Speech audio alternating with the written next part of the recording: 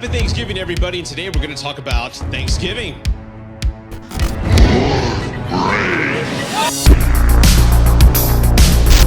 We all know the story. This movie originally started as a gimmick, like a parody in a trailer form itself with a Grindhouse featurette, the double feature that came out, in 2006. It was just a 1-minute story of Thanksgiving, which we all know. It was a parody of Halloween, and I enjoyed it. I never thought I'd actually see a feature of this film one day, but yet here we are almost 20 years later, and I want to talk about it. First and foremost, let me just be honest, I knew what I was walking into. I knew this was a B movie parody, so I wasn't expecting a major achievement in horror. Nothing like Talk to Me and When Evil Lurks, the top tier horror films that we've gotten this year. I knew I was walking into something that was going to be very silly. It wasn't going to take itself seriously. I was hoping to be self-aware, and luckily that's what I got. When it comes to Eli Roth movies, I really am not a big fan of them. I appreciate them for what they are. He is definitely into the horror lore. I appreciate his knowledge and the horror background and history of it. And the kills are very gruesome in every one of his movies. He does push the borders in a lot of the films. And again, there was that one, The Green Acre.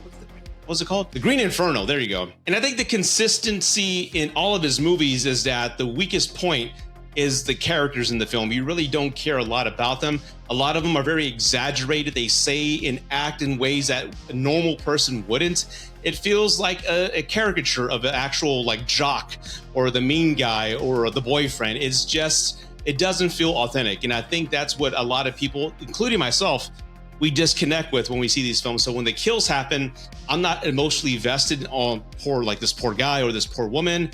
I'm more vested in how gory is it going to get, what's he going to do, and that's, I think, is his selling point, his strong point in his films. Now, when it comes to Thanksgiving, it's more or less the same thing. The movie starts off with a Black Friday riot that ends in tragedy. Then a mysterious person 1 year later, inspired by the killings, starts terrorizing people of Plymouth, Massachusetts, the birthplace of the infamous holiday. And with this film, you're going to get the same thing. With the characters, they're more or less exaggerations of what a normal person would say and act like.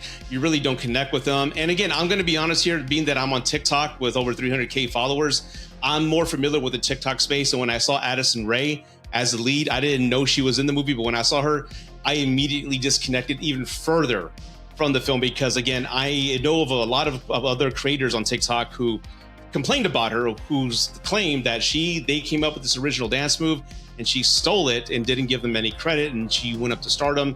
So I didn't like her as a creator. I even blocked her on TikTok. So again, when I saw her on the film, I'm like, damn it, can I disconnect that and enjoy the movie?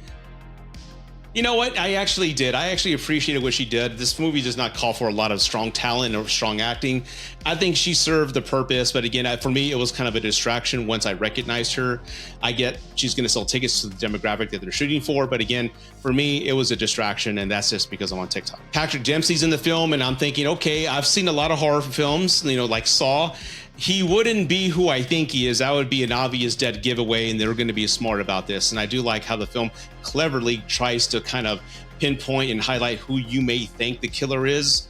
But needless to say, I was underwhelmed when the reveal happened. I'm like, really? It's that obvious? Okay.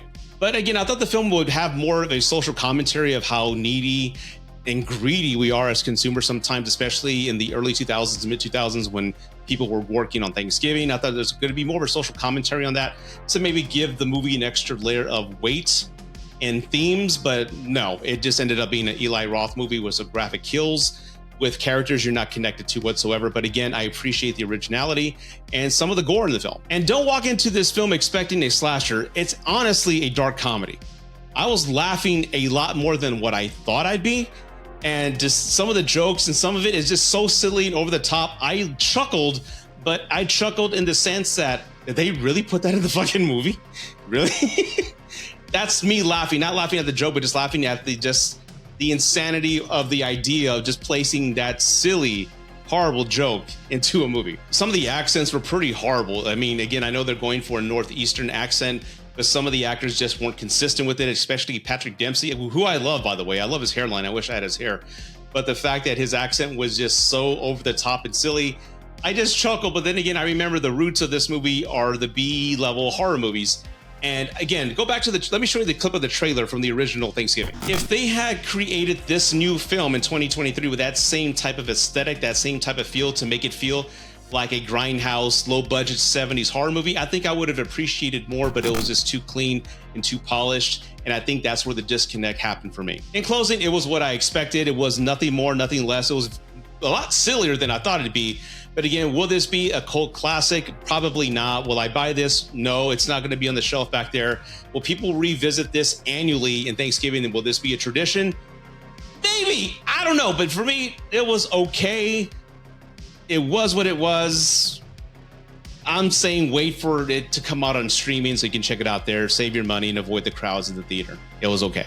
And I hope you enjoyed this review, everybody. Have you seen it? What did you think? Are you a fan of Eli Roth? Or do you agree with what I said? Let me know. Put some comments below. Please like the video. Please subscribe if you haven't done so already. As of this recording, it is the night before Thanksgiving, so I got to go work on the turkey. But again, to you and yours, if you're watching this in the future, 5 years from now, 10 years from now, I wish you the very best. Happy Thanksgiving to you and your family, and I wish you well.